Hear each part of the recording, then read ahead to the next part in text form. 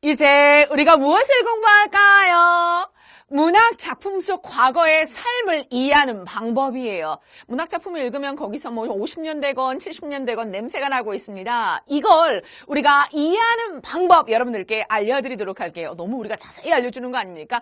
또 이해도를 높이기 위해서 예문 하나하나 여러분들 다 준비해 놓았어요. 갑니다. 어떻게 이해해야 될 것인가? 첫 번째는요. 먼저 문학 작품 속에 반영되어 있는 과거의 삶을 파악하는 겁니다. 6.25 전쟁을 배경으로 한 거야? 병자호라는 배경으로 한 거야? 먼저 과거의 삶을 파악해 준다는 겁니다. 어떤가 한번 예문을 통해서 한번 볼게요. 여러분들이 잘 알고 있는 고전소설 박시전이 나왔습니다. 읽어보면서 여러분들이 과거의 삶을 한번 파악해 볼까요? 용고일 때는 이 말을 듣고 분을 참을 수가 없었다. 대체 어느 계집이 감히 장부를 희롱하느냐. 불행하게도 내 동생이 네 손에 죽었지만 나는 이미 조선 임금의 항서를 받은 몸이다. 요것만 봐도 벌써 과거의 삶의 모습을 알 수 있을 것 같아요. 이제 너희들도 우리나라 백성인데 어찌 우리를 해치려고 하느냐. 나라가 무엇인지도 모르는 여자로구나. 너무하는 거 아니야? 여자를 너무 하찮게 보는 거 아니야? 살려두어도 쓸데가 없으니 나와서 내 칼을 받아라. 아직까지 그 박 씨의 신이한 능력을 모르고 있는 것 같아요. 친구들, 여기를 딱 보니까 과거의 삶의 모습 여러분들 보여요? 여자를 굉장히 좀 하찮게 이렇게 차별하는 모습도 볼 수 있는 것 같고요. 여기 보니까 알겠다. 조선 임금의 항서를 받았다라는 걸 통해서 우리가 참 민족적 순환을 겪었다라는 거 여러분들이 알 수 있어요. 전반적인 배경은 바로 병자호란이라는 것도 우리가 공부했었지요. 정리 한번 해볼까요? 조선 임금의 항서를 받았다는 용건대의 말을 통해서요. 우리 민족이 병자호란을 통해서 참 민족적인 순환을 많이 겪었다라는 걸 알 수 있고요. 계집, 장부 이런 차별적인 말을 통해서요. 여성들이 성별로 인한 차별을 받는다거나 무시를 당했다라는 것 또한 우리가 파악할 수 있습니다. 첫 번째 문학작품을 통해서 과거의 삶을 파악하라고 했어요. 좋습니다. 이제 두 번째 방법으로 여러분들과 함께 할게요. 과거의 삶을 파악했습니다. 그렇다고 하면 그 과거의 삶에 담겨있는 가치를 파악하는 거야. 어떤 의미를 가지고 있을까? 그 가치를 한번 평가해 볼까요? 이것도 우리가 또 예문을 통해서 살펴보면 되겠지요. 박시전이에요.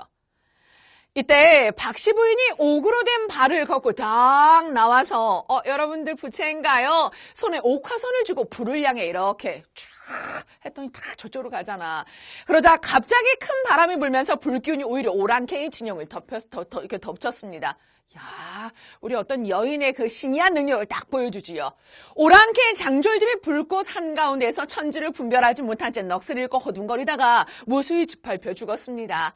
순식간에 피화당 근처는요 아수라장이 되었습니다. 깜짝 놀랐겠죠. 누가요? 용골대지요. 골대는 크게 놀라 급히 물러났습니다. 라고 해요. 하찮게 여겼던 여인한테 이렇게 당하고 있는 모습 여러분들 볼 수 있는데요. 여기에 담겨있는 가치는 무엇인가 여러분들이 한번 생각해 주실래요? 우리 여자도 또 나름대로의 어떤 당연히 인간으로서의 모습을 가지고 있죠. 고유의 모습을 가지고 있잖아요. 정리 한번 갈까요? 여성들이 성별로 인해서 차별을 받고 무시당했던 당대 사회의 한계를 뛰어넘고요. 능력을 발휘해서요. 민족적인 위기를 극복하는 박 씨의 모습은 모든 사람이 성별과 상관없이요. 고유의 가치를 지닌다는 점을 깨닫게 해주었습니다. 라는 걸 평가할 수 있다라고 하는 거. 과거의 삶을 파악한다면 여기에 담겨있는 가치를 여러분들이 평가하는 겁니다. 여자 차별받았지만 여자도 나름대로의 다 고유의 모습, 고유의 가치를 가지고 있다는 걸 여러분들이 생각해 주시면 될 것 같고요. 이제 세 번째 이해하는 방법으로 여러분들과 넘어가도록 하겠습니다. 선생님 목소리가 커요? 원래 컸나? 강의하면서 커졌나? 친구들, 가자. 세 번째 이해하는 방법이요. 문학 작품 속의 과거의 삶과 당연히 과거의 삶을 우리가 파악해보면서 현재의 삶과 한번 비교해보는 겁니다. 뭔가 공통점도 있을 것 같고요. 차이점도 있는 거 아니겠어요? 밑줄 한번 그어주자. 과거의 삶과 현재의 삶을 비교해주세요. 예문을 통해서 한번 살펴보겠습니다. 박시전에서 여성들이 성별로 인해서 차별을 받았던 과거의 모습을 볼 수 있었잖아. 봤잖아. 현재에는 어떻게 변했을까? 현재에는 여성들도 자기의 권리를 인정받으면서 자유롭게 사회에 진출하는 모습을 볼 수 있어. 여러분들 뭐 이런 거 나오잖아요. 예전보다 국회에서 일하는 여성분이 뭐 많아졌다.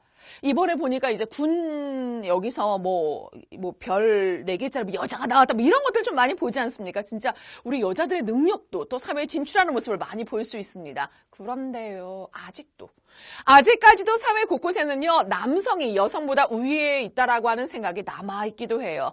친구들, 문학작품 속에서 과거의 삶을 파악하면서 현재와 한번 비교해보니까 공통적인 것도 있으면서 약간의 또 차이도 느껴지는 거 딱 보여요. 여러분들과 한번 정리해보도록 하겠습니다. 여기 나와 있는 학생들은요, 박시전에서 여성들이 차별을 받았던 과거의 삶의 모습을 발견하고요, 현재의 삶과 한번 비교해보았습니다. 그랬더니 뭔가 공통점도 있는 것 같고 차이점이 있는 것 같다는 걸 파악하게 된 거지요. 됐습니까? 과거의 삶과 오늘의 삶을 좀 비교할 줄 알아야 된다라고 하는 거. 좋고요. 이제 여러분들과 마지막입니다. 마지막 또 에너지를 다 넣어서 우리가 문학작품 속의 과거의 삶을요, 현재의 삶과 관련지어 이해하는 방법까지 여러분들 알려드릴게요. 다시 한번 타이틀 보세요. 기니까 선생님 꼭 여러 번 타이틀을 보여주고 싶어. 문학작품 속의 과거의 삶을 현재의 삶과 관련지어서 이해하는 방법의 첫 번째입니다. 약간 좀 유사한 것 같지? 문학작품 속의 과거의 삶을 파악을 해본 다음에요, 나 현재의 삶을 한번 되돌아보는 겁니다. 물론 다른 면도 있고 공통점도 있잖아. 나의 삶을 한번 되돌아볼 건데요. 또 예문을 통해서 한번 살펴볼게요. 박시전입니다. 시백이 눈물을 흘리며 말하니 박시도 불쌍한 마음이 들었습니다. 좀 정신 차렸잖아요. 하지만 얼굴빛을 더욱 냉정해하고 시백을 꾸짖었습니다. 이 박씨는요, 이 시백의 마음을 다 이렇게 헤아려줍니다. 그래도 좀 얘기해 줄 건 얘기해 줘야 될 것 같아서 좀 이렇게 엄하게 이야기를 하지요. 그대는 아내의 얼굴이 못났다가 하여 3, 4년을 거들떠보지 않았습니다. 그대가 이렇게 하고서 어찌 덕이 있다 하겠으며 아내의 심정을 모르고서 어찌 출세하여 이름을 날리겠습니까? 또 이렇게 남편한테 일침을 가하는 모습을 여러분들 볼 수 있었습니다. 이런 거 보면서 한번 비교해보랬지요. 나의 삶을 한번 되돌아보고요. 옆에 있는 친구들 한번 볼까요? 박시전의 시백은 인품보다 외모를 중심으로 사람을 평가했던 것 같아. 네, 얼굴이 박세 못생겼다고 해서 그 박씨가 있는 곳을 가지 않았잖아요. 그런데 그러한 모습은 현재에도 볼 수 있긴 하다. 외모 지상주의라는 말이 있을 정도로 외모가 개인의 능력처럼 여겨지잖아. 아직까지 좀 남아있어요. 그렇죠. 그다음 이어서 외모가 능력이 된다는 건 바람직하지 않은 것 같아.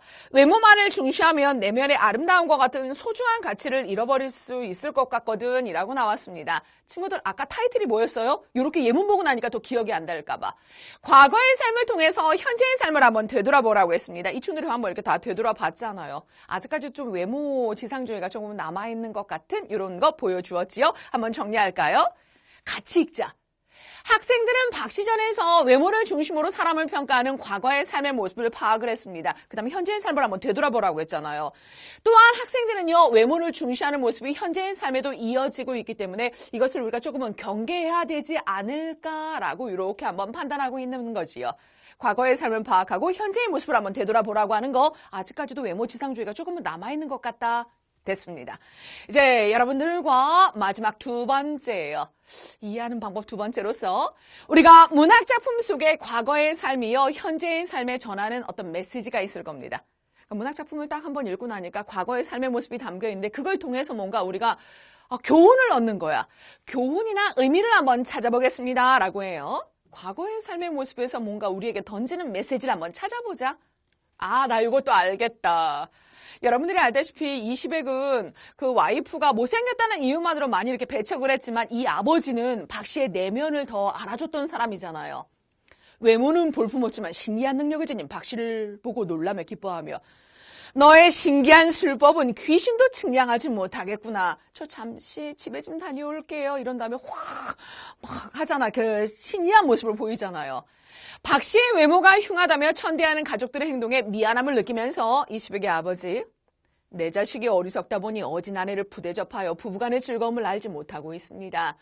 예사롭지 않은 이 며느리가 늘 외롭고 힘들게 지내기에 드리는 말씀입니다. 이 시백은 이 박 씨의 어때요? 그 내면적인 그 품성과 이런 모든 거에 대해서 알고 있다고 했어요. 그리고 외면적인 것보다 내면이 더 중시해야 된다는 것도 이야기하는 거지요. 박 씨의 외모가 흉하다면서 박대한 아들 시백을 훈계합니다. 사람의 기륭화 보고 미리 헤아릴 수 없는 것인데 너는 너에게 몸을 맡긴 사람을 오래도록 박대하였다. 이제 무슨 면목으로 네 아내를 대하겠느냐. 앞으로 매사를 이와 같이 하지는 말아라 라고 얘기하지요. 친구들, 우리에게 전하는 교훈 의미 찾아봤어요? 외적인 것을 중시할 것이 아니라 그 사람의 내면의 모습을 볼 줄 알아야 된다라는 메시지를 전달하는 거지요. 정리 한번 해보지요. 박시전의 이인상곡은 20액의 아버지는요, 박씨의 능력과 인품이 훌륭하다는 것을 인정하고 있습니다. 외모가 아니라요, 내면의 가치. 요거지. 요걸 메시지잖아. 내면의 가치를 중시하고 있는 것이지요. 이건 현재의 삶 속에서도요, 우리가 의미 있게 받아들일 수 있는 교훈이라고 할 수 있습니다. 라고 해요.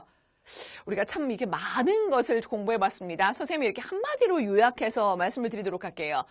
우리가 문학 작품 속에 담겨 있는 그런 시대적인 배경, 지금 과거의 모습이라는 표현을 쓰고 있는데요. 문학 작품을 읽으면서 이거의 배경이 되는 것은 언제일까? 과거의 삶의 모습을 파악하고 이것이 과연 우리에게 전하는 교훈과 의미, 메시지는 무엇일까? 한번 파악해 주시고요. 그걸 본 다음에 나도 좀 받아들일 건 받아가면서 나의 모습을 한번 되돌아보는 시간을 갖는 것이 더욱더 의미 있다고 생각이 들어요. 친구들 알지? 다시 한번 쫙 훑어보고 모르는 건 콕 집어서 질문 게시판으로 고고 해주시길 바랍니다.